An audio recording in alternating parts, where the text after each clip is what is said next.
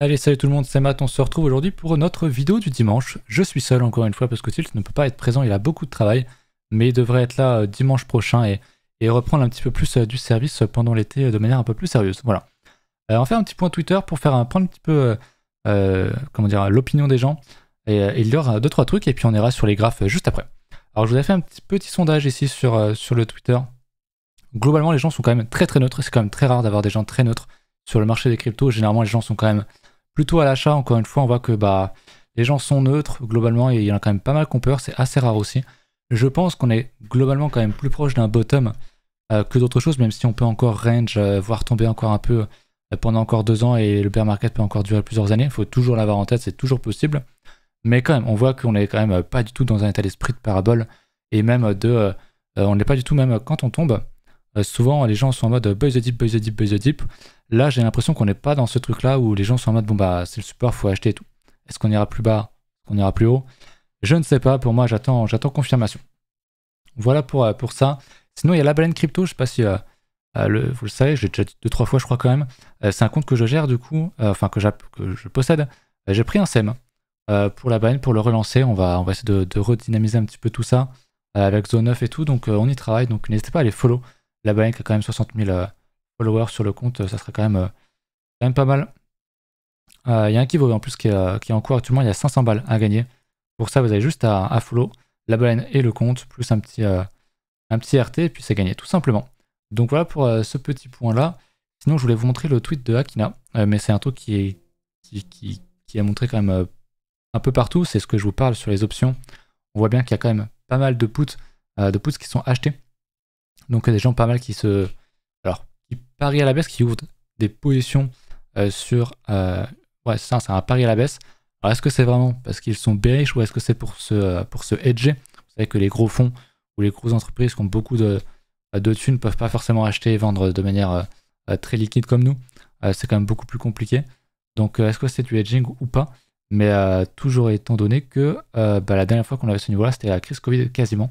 Et c'était le bottom. Donc c'est vrai qu'il y a quand même pas mal de puts. On en avait parlé, on va en reparler dans cette vidéo. Mais c'est vrai qu'il y a quand même pas mal de gens qui nous voient à 20-25K. Comme on le verra tout à l'heure. Écoutez, je vais repasser sur les graphes. On va repasser directement sur BTC. On va quand même regarder avant le daily l'hebdo.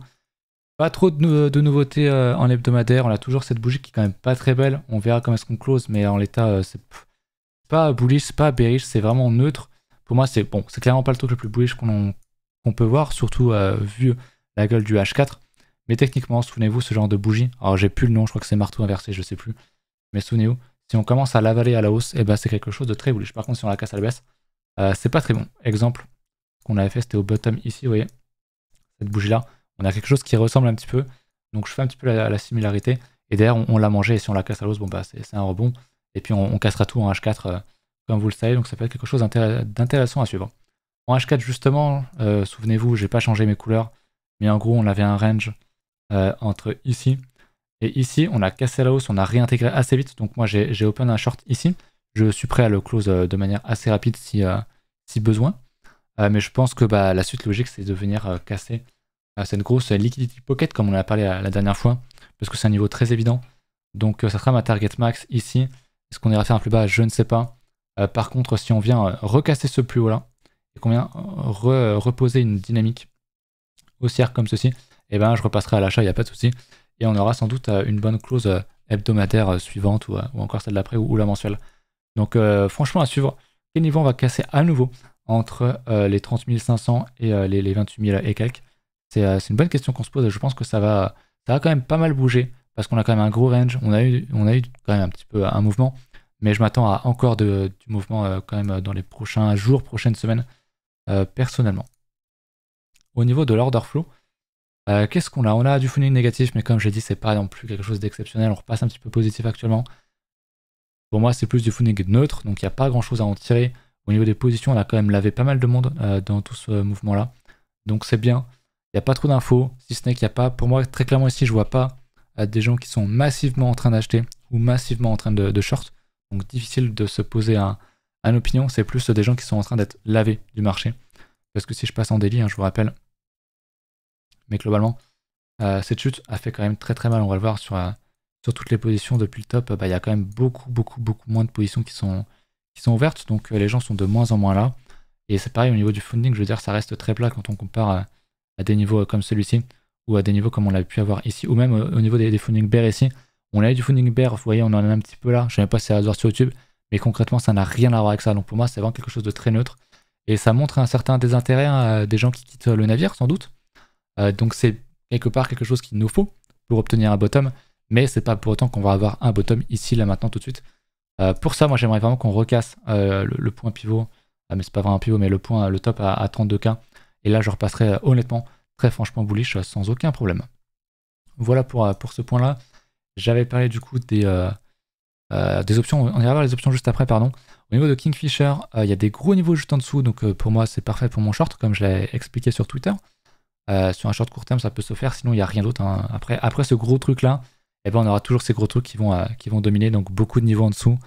Il y a un petit peu de niveau au-dessus, mais c'est quand même très léger, donc franchement, ça sent vraiment le gros mouvement. Je nous verrais bien les mécher à 28K ou un peu en dessous et revenir derrière pour vraiment sortir un petit peu tout le monde, mais bon, on verra bien ce que le marché décide de nous faire. Au niveau des options, je vais me mettre du coup sur fin juin.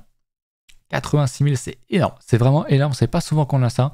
En général, on est à 20, 30, 40, là on est quand même à quasiment 100 000 BTC en collate hein, sur ça, donc c'est vraiment, vraiment, vraiment énorme. Et ce que je vous ai dit tout à l'heure, c'est qu'il y a quand même pas mal de monde qui sont à la vente ici, il y a quand même pas mal de gens à l'achat aussi, mais il y a pas mal de put, donc encore une fois, le scénario que je disais tout à l'heure, c'est le range en fait, c'est le truc qui fera le plus mal.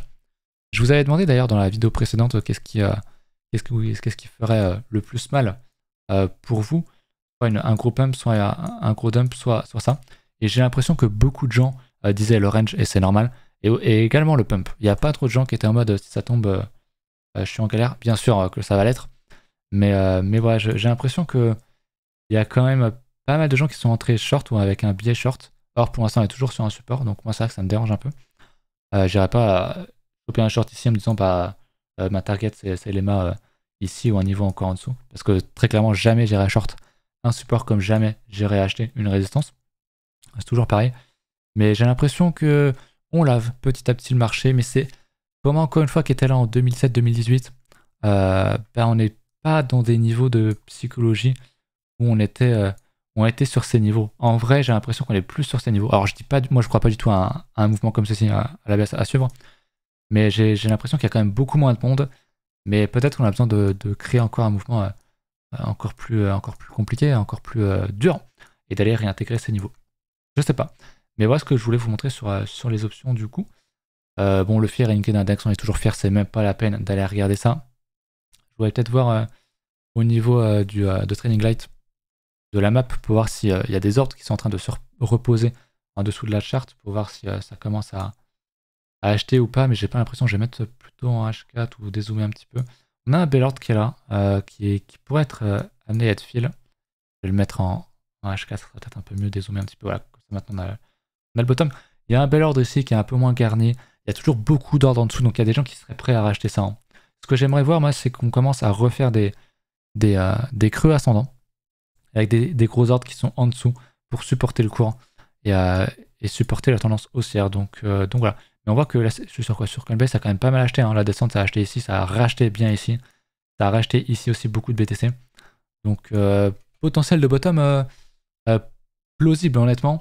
Je suis pas en mode vraiment on a un bottom ici, on n'a pas de bottom ici. Je suis vraiment assez neutre. Je pense qu'il y a quand même une bonne chance qu'on ait un bottom ici parce que comme je vous l'ai déjà dit, dans ce range on a une déviation en haut. On pourrait avoir une déviation ici si vraiment on recasse. Et pour moi ça me paraîtrait tout à fait logique. Ce qui ne voudrait pas dire que derrière on ferait ça, tu vois. Juste on fait une bonne déviation, on revient pour retester plus tard, repartir, range encore longtemps, il n'y a pas de souci. Mais voilà, on est dans un état de marché quand même qui est assez différent. Et j'aime bien. J'aime bien parce qu'il y a moins de monde, il y a des gens qui sont là pour creuser. Et ça me fait plaisir. Nous-mêmes, on va relancer du coup un petit peu zone 9, on va relancer la baleine.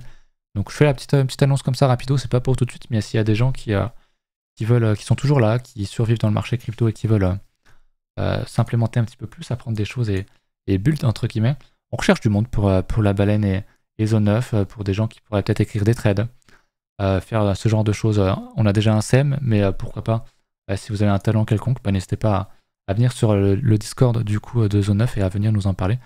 Ça pourrait être intéressant pour plus tard. Voilà. Voilà pour ce point. Je voulais faire un point quand même sur Ether. On va repasser. En hebdomadaire, c'est toujours pareil. On l'a pas cassé. Mais ça sent, honnêtement, ça paraît tellement facile parce qu'on l'a pas cassé le niveau. Ça paraît tellement facile juste à minima de faire ça. Et chercher pourquoi pas le bas de Vegas. Ou même carrément l'ancien ATH pour réintégrer, liquider, sortir plein de monde et repartir derrière. C'est vraiment un truc qui me semble vraiment, vraiment, vraiment facile. D'autant plus que ça nous ferait faire une belle div en plus. Donc là, je surveillerai. Honnêtement, on a une div qui est en cours. Dès qu'on va la valider, celle-là, on en parlera. J'espère qu'on n'oubliera pas. Mais ouais, il y a une bonne div qui est en train d'être réalisée. Hein. Je vous la trace ici. Vous voyez qu'on a un momentum qui fait un creux ascendant, alors que c'est un petit creux pour l'instant, il n'est pas très clair. Mais alors que le cours fait un plus bas. Donc affaire à suivre. J'aime beaucoup ce qu'on fait là. Idéalement, si on pouvait le faire sur une prise de liquidité en cassant les 1700 ici, ça pourrait être vraiment, vraiment beau. Un truc un peu classique, j'aime bien. Au niveau de sa dominance face à BTC, ça pue. On refait un petit plus bas. Donc, comme je le disais, on est toujours sur un range, mais c'est vrai que on a une déviation en haut.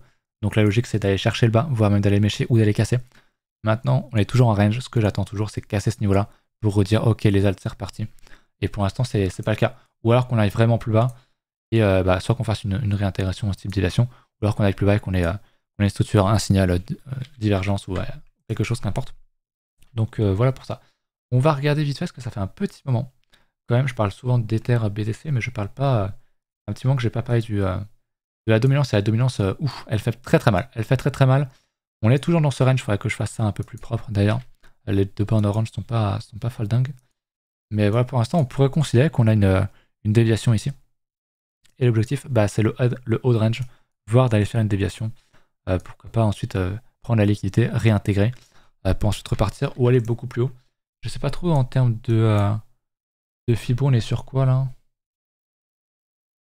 Ok, typiquement, venir rechercher le 38.2 ici, ça nous ferait faire prendre la liquidité ici. Et on pourrait faire ce qu'on appelle un dead cat bounce, c'est-à-dire qu'on a une grosse tendance baissière, on rebondit, le fameux rebond du chat mort. Souvent, ça va sur le 38.2 ou le 50. Et derrière, l'idée, c'est de refaire une tendance, de continuer la tendance. Et c'est quelque chose qui est possible. Mais la dominance a pris vraiment, vraiment, vraiment très, très cher, très rapidement. Donc, c'est intéressant à noter quand même. Voilà pour ça. J'espère que vous avez kiffé la vidéo. N'hésitez pas à mettre un petit pouce bleu, à vous rendre sur les pages Twitter, venir sur le Discord. Et puis, écoutez, on se retrouve très, très bientôt pour de nouvelles vidéos. Salut!